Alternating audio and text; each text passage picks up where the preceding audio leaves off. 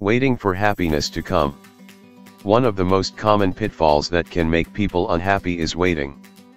When you create prerequisites for happiness, thinking you'll be happy when you hit a sales goal, buy a home, get out of debt or start a new relationship, you deny yourself the ability to be happy in the present moment. Nothing is more damaging to our happiness than choosing to wait for it. Predictably, if we choose to follow this pattern, true happiness will always remain slightly out of our grasp. Instead, try to focus on, and practice being happy in the present and enjoying life day by day. Making comparisons.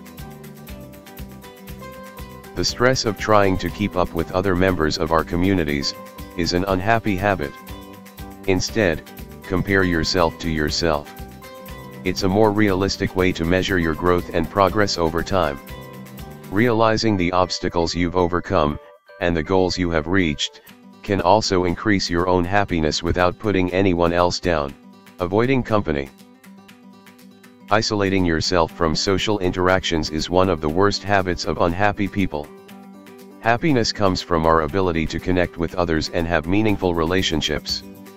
People who say they're happy have strong connections with community and with other people. Blaming others.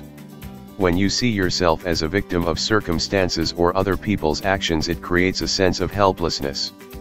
In turn, people who feel helpless are less likely to take the positive actions they need to improve their situations. The way to really be happy is to be accountable for your actions and responsible for your own consequences. The last but not least one is aiming for perfection. One way to let go of perfectionism is to aim for good enough. That doesn't mean that you plan for mediocrity, states the blog.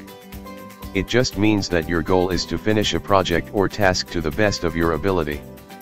Setting deadlines is another way to put your focus on finishing instead of constantly finessing a task, which can help increase your overall satisfaction. It's important to remember that happiness is almost always within your grasp.